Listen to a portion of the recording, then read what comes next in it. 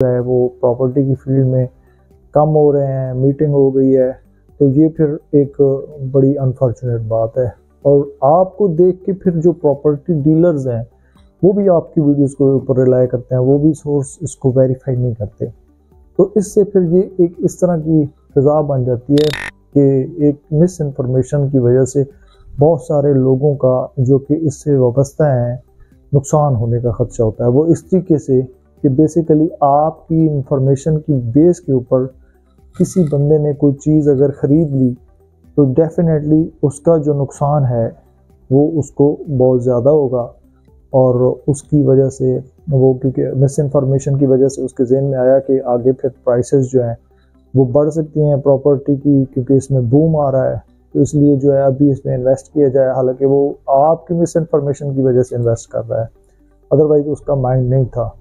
या इस तरीके से जो लोग डिसीजन मेकिंग में उनको प्रॉब्लम आती है कि आपके कहने के ऊपर उन्होंने ये डिसीजन लिया और आपकी इंफॉर्मेशन की बुनियाद के ऊपर और भी लोग वीडियोस बना रहे हैं, तो इसका जो बेसिकली नुकसान है वो तो एंड यूज़र को होगा, बट आपकी मिस इन्फॉर्मेशन इसकी मेन रीज़न है। जैसे प्रॉपर्टी के फील्ड में अक्सर ये कहा जाता है कि लोगों को प्रॉपर्टी में फंसाया जाता है सब्ज़ बाग देख के दिखा के। तो अभी भी इसी तरीके से अगर आप इन जो प्रेस रिलीज हैं, SROs हैं, सर्कुलर्स हैं, नोटिफिकेशंस हैं, इनको अगर मिसगाइड करेंगे तो फिर डेफिनेटली लोगों का लॉस ही होगा। तो मेरी असल में कहने का मकसद ये है, इंफॉर्मेशन पहुंचाने का मकसद ये है ताकि लोगों को सच्ची बात बताई जाए, ट्रू फैक्ट्स बताया जाए। उसके बाद फिर अगर किसी का माइंड बने तो वो इसमें इन्वेस्ट करे या इसके मुताबिक वो करे, अदरवाइज जो इसमें मिस इन्फॉर्मेशन वाला एलिमेंट है ये कभी काबिल कबूल नहीं है। तो आप भी जो लोग इस तरीके से कर रहे हैं उनको कमेंट्स में कहें कि बेसिकली हमें कम से कम कोई लिंक दें, कोई प्रूफ दें कि आप जो इन्फॉर्मेशन लेके आ रहे हैं इस इन्फॉर्मेशन का कोई प्रूफ तो होगा, कोई लिंक होगा, कोई सोर्स होगा। मोस्टली जो व्यूअर्स हैं वो भी इसी बात के ऊपर रिलाई कर रहे होते हैं कि ठीक है जी इन्होंने कह दिया तो ठीक है, बट ये आपकी भी रिस्पॉन्सिबिलिटी बनती है। अब जो मैं जिस हवाले से कहना चाह रहा हूँ ये मेरे सामने जो है अभी मैं आपको ओपन करके दिखा देता हूँ। ये PID क्या है? PID है पाकिस्तान प्रेस इंफॉर्मेशन डिपार्टमेंट, ठीक है। इसकी ये मेन वेबसाइट है, इसके ऊपर PR नंबर 51 है, national tax council meeting to discuss reform harmonisation Islamabad December 4, 2024।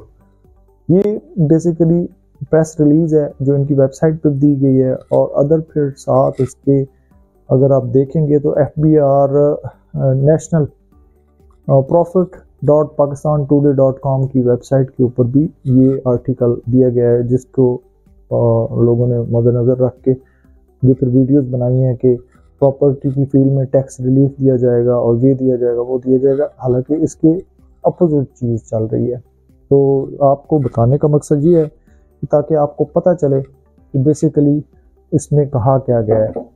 मैं पढ़ के आपको सुना देता हूँ। The national council NTC chaired by finance minister Muhammad Aurangzeb held crucial meeting on Wednesday to address tax reform on harmonization strategies to federal and provincial stakeholders participated in the session, which was convened against the backdrop of recently signed National Fiscal Pact. The pact emphasizes the importance of fully realizing tax potential in under-taxed sectors such as real estate, property and agriculture income, according to statement from the finance division. So basically इसमें कहा क्या जा रहा है, कहा ये जा रहा है कि जो बेसिकली सेक्टर्स हैं जहाँ से टैक्स कलेक्शन ज़्यादा हो सकती है तो उनको टैक्स ज़्यादा से ज़्यादा उनसे लेना चाहिए। और वो कौन से सेक्टर हैं, उनमें दो क्लियरली जो जिसके ऊपर ऑलरेडी मेरी वीडियोस बनी हुई है, मैं पॉपअप में भी उनका लिंक दे दूंगा, आप क्लिक करके उनको देख सकते हैं कि एग्रीकल्चर और जो प्रॉपर्टी है ये दो ऐसे सेक्टर्स हैं जिसमें पोटेंशियल है जिनसे ज़्यादा से ज़्यादा टैक्स कलेक्ट किया जा सकता है। और आपको वहाँ पे क्या बताया जाए कि जो टैक्सेस हैं इनमें कम किए जा रहे हैं। ऐसा कुछ भी नहीं है, टैक्सेस इनसे ज़्यादा लेने की इन सेक्टर से बात हो रही है। फिर आगे क्या कहा जा रहा है, the council agenda include discussion on the improving data sharing and tax to strengthening collaborations between the Federal Board of Revenue and provincial revenue authorities. Participants explored leveraging digital tools to streamline tax collection and enhancing data analysis. Efforts to harmonize the general sales tax across province were also discussed, including the transitions to unified tax portal to improve efficiency and transparency. वो क्या कह रहे हैं कि जो basically हमारे पास data है उसको आपस में एनालिसिस किया जाए, उसको शेयर किया जाए और इसके ज़रिए से हमें बहुत ज़्यादा जो टैक्स जो जिन सेक्टर से मिलना है उनसे हमें वो टैक्स लेना चाहिए। अपनी जो टैक्स रेशियो है उसको इम्प्रूव करना चाहिए। ठीक है। The meeting also review provincial taxes.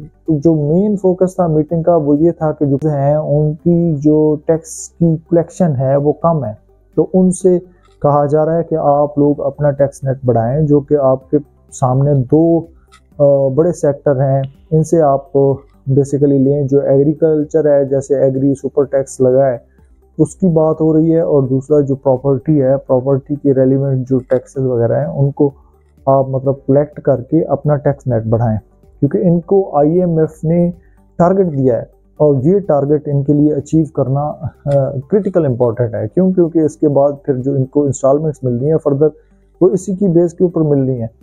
तो इस तरह से ये the council emphasis the need of conserve policy implementation, capacity building and stakeholder engaged to ensure sustainable tax reform. The finance minister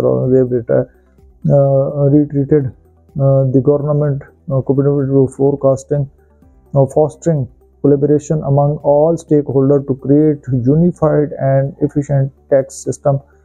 The meeting concluded with set of actionable steps by advance we discuss the reforms. So ये बातें हो रही हैं और आपको बताया जा रहा है कि टैक्सेस वगैरह ख़त्म हो गए। ऐसी कोई बात नहीं, बल्कि टैक्सेस ज़्यादा से ज़्यादा कलेक्ट होने की बात हो रही है। सो इन इंफॉर्मेशन के ऊपर जो लोग डिसइंफॉर्मेशन फैला रहे हैं तो उनको कम से कम चाहिए कि कम से कम जो चीज़ वो पढ़ रहे हैं अगर उनको समझ नहीं आ रही तो किसी जिसको समझ आ जाए उससे वो ये ओपिनियन ले लें, और अगर वो जानबूझ के समझ के ये कर रहे हैं तो फिर भी जो है बड़ा अनफॉर्चुनेट है। तो ये एक वीडियो में इसको क्लैरिफाई करना था, तो इसलिए आप जब भी किसी भी की वीडियो देखें, उसके व्यूज़ देखें, तो उससे आप उसका सोर्स लिंक मंगवाएं। उसे कहें कि आप इसमें सोर्स लिंक मेंशन करें। अब मैं अपनी वीडियो में इसका सोर्स लिंक मेंशन करूँगा, आप सब लोग इसको रीड कीजिएगा, और फिर जो इस तरह की इंफॉर्मेशन फैला रहे हैं आप उनको उनकी वीडियोस के ऊपर आपके पास एक ऑप्शन है, डिसलाइक कर सकते हैं। डिसलाइक करें ताकि ये है कि ज़्यादा से ज़्यादा लोगों तक वो इंफॉर्मेशन जो डिसइंफॉर्मेशन है वो ना पहुँचे और इससे ज़्यादा लोगों का नुकसान ना हो। सो ये वीडियो आपको अगर पसंद है, आपको अच्छा लगे, तो इसको काइंडली शेयर करें ताकि ज़्यादा से ज़्यादा लोगों को फ़ायदा हो।